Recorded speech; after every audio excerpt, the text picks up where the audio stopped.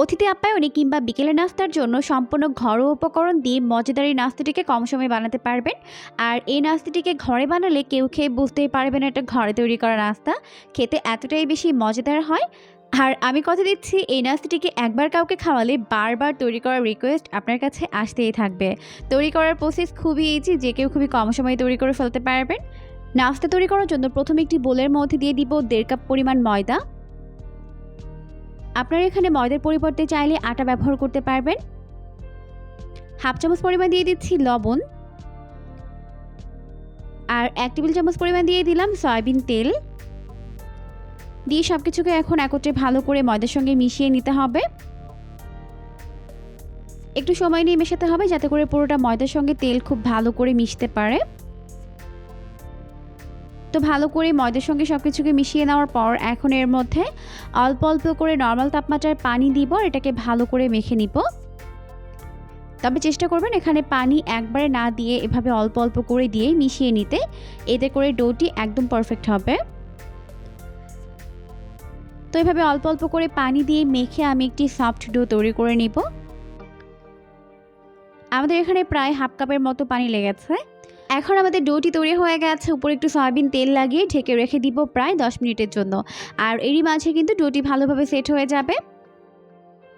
এখন আমরা এই নাস্তার বাকি প্রিপারেশনটা করে নেব। তার জন্য চুলায় একটি প্যান বসিয়ে 3 টেবিল চামচ পরিমাণ সয়াবিন তেল দিয়ে দিয়েছে। এখন এর মধ্যে দিয়ে দিলাম 1/4 কাপ পরিমাণ পেঁয়াজ কুচি, অর্থাৎ 4 টেবিল চামচ পরিমাণ।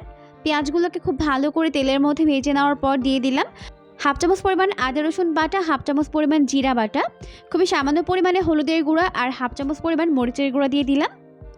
এখন এর মধ্যে দিয়ে দিচ্ছি স্বাদ মতো লবণ, দিয়ে মশলাগুলোকে ভালো করে কষিয়ে নিচ্ছে। আর আমি এখানে সামান্য পরিমাণে একটু গরম মশলার গুঁড়া অ্যাড করে নিয়েছি, এটা অবশ্যই অ্যাড করে নেবেন। এরপর আমি এর মধ্যে একটি ডিম ভেঙে দিলাম। ডিমটিকে দেওয়ার পর এভাবে নেড়ে চেড়ে এরকম ক্রাম্বল করে নিতে হবে। তো এখন কিন্তু আমাদের নাস্তার ভেতরে পুরটা রেডি হয়ে গেছে, এটাকে একটি সাইডে রেখে দিচ্ছি। এখন 10 মিনিট পর ডোটি খুব ভালোভাবে সেট হয়ে গেছে। এখন এই ডোটিকে ভালো করে একটু মেখে নিচ্ছি। ডোটিকে মেখে এখন আমি বেশ কয়েকটা ভাগে এটাকে ভাগ করে নিব। তো আমি এরকম ছোট ছোট করে তৈরি করে নিচ্ছি।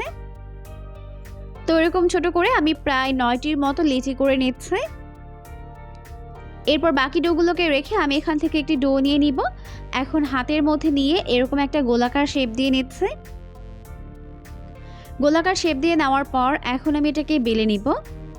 আর বেলার সুবিধার্থে এখানে একটু ময়দা ছড়িয়ে নিলাম, এতে করে বেলতে সুবিধা হবে, লেগে যাবে না। এখন এইভাবে চারপাশে ঘুরিয়ে ঘুরিয়ে পাতলা করে বড় একটা রুটি বেলে নিতে হবে। তো এইভাবে করে সবগুলো রুটি এরকম পাতলা করে বেলে নিতে হবে।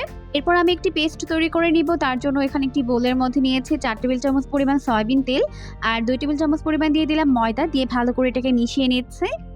মিশিয়ে একটি পেস্ট তৈরি করে এটাকে একটি সাইডে রেখে দিচ্ছে।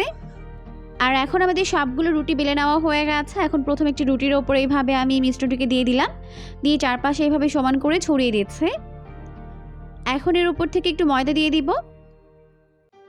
ময়দা দেওয়ার পর এখন এর উপর থেকে আরও একটি রুটি দিয়ে দিচ্ছে। এরপর সেমভাবে আবারও উপর থেকে এরকম মিশ্রণ দিয়ে দিব, দিয়ে চারপাশে লাগিয়ে দেওয়ার পর আবারও উপরে ময়দা দিয়ে দিব। তো এইভাবে সবগুলো রুটি আমি একটার পর একটা সেট করে নিব। তো এইভাবে আমি সবগুলো রুটি সেট করে নিয়েছি। এখন আমি এটাকে রোল করে নিব। একটা সাইড থেকে এইভাবে এটাকে রোল করে নিতে হবে, একটু চেপে চেপে রোলটিকে করতে হবে। তো রোলটিকে তৈরি করে নেওয়ার পর এখন আমি প্রথমে সাইডের অংশটিকে কেটে বাদ দিয়ে দিচ্ছি। এরপর আমি এটাকে এইভাবে করে স্লাইস করে নিচ্ছি। তো দেখতেই পাচ্ছেন আমি এটাকে কীভাবে করে নিচ্ছি। খুব বেশি চাপ দিয়ে কিন্তু এটাকে কাটা যাবে না, তাহলে কিন্তু ভেতরের লেয়ারগুলো বোঝা যাবে না। তো আলতোভাবে চাপ দিয়ে আমি পুরো রোলটিকে এরকম করে স্লাইস করে নিব। এই পর্যায়ে আমাদের সম্পূর্ণ রোলটা কেটে নেওয়া হয়ে গেছে। এরপর আমি প্রতিটা রোল এভাবে হাত দিয়ে চেপে চেপে পাতলা করে নিচ্ছি। এরপর আমি এটাকে বেলে নিব। তো বেলার সুবিধার্থে একটু ময়দা ছড়িয়ে নিলাম। এখন আমি এটাকে প্রথমে এভাবে করে পাতলা করে বেলে নিচ্ছি। তো একটু লম্বা করে বেলতে হবে। একটু লম্বা করে এভাবে বেলে নেওয়ার পর এখন আমি এটাকে কেটে নিব।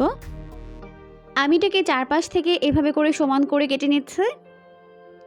কেটে নেওয়ার পর এখন এর চারপাশে এইভাবে করে ময়দার একটি গাম লাগিয়ে দিব। আমি পানি আর ময়দা দিয়ে একটা গাম তৈরি করে রেখেছিলাম, ওটাকে লাগিয়ে দিলাম। এরপর এর মাঝখানে এভাবে পুর দিয়ে দিচ্ছি, দিয়ে এর মুখটাকে খুব ভালোভাবে সিল করে দিতে হবে। একটু চেপে চেপে মুখটাকে সিল করতে হবে, তাহলে কিন্তু আর খুলে যাবে না। তো এটাকে ভালো করে সিল করে নেওয়ার পর এখন আমি একটি কাঁটা চামচ দিয়ে চারপাশে একটু এভাবে ডিজাইন করে নিচ্ছি। এতে করে কিন্তু চারপাশে সুন্দর একটা ডিজাইন ক্রিয়েট হবে। এখন আমাদের একটি নাস্তা শেপ তৈরি হয়ে গেছে। তো সেমভাবে বাকিগুলোকেও বানিয়ে নিব।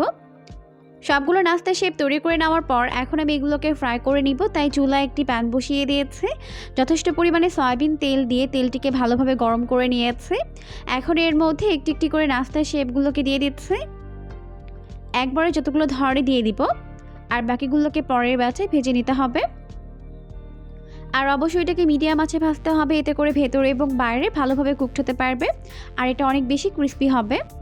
তো প্রায় 1 মিনিট পর আমি এটাকে উল্টে দিলাম অপর সাইডটিকে ভেজে নেওয়ার জন্য। এভাবে উল্টে পাল্টে আমি নাস্তাগুলোকে দুইটা সাইড এরকম গোল্ডেন ব্রাউন করে ফ্রাই করে নিব।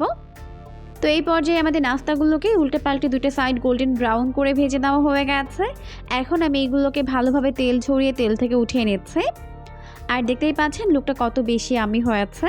তো সবগুলো নাস্তা আমি সেমভাবেই ভেজে উঠিয়ে নিয়েছি। এখন এইগুলোকে টমেটো সস দিয়ে সার্ভ করে নিব। আপনারা পছন্দ মতো সস কিংবা চাটনির সঙ্গে সার্ভ করতে পারবেন, খেতে কিন্তু ভীষণ মজার হয়েছে। অবশ্যই রেসিপিটিকে ফলো করে বাসায় ট্রাই করবেন, দেখবেন পরিবারের সবাই পছন্দ করবে। পরবর্তী ভিডিও দেখার আমন্ত্রণ জানিয়ে আজকের মতো বিদায় নিচ্ছি। সবাই অনেক বেশি ভালো থাকবেন। আল্লাহ হাফিজ।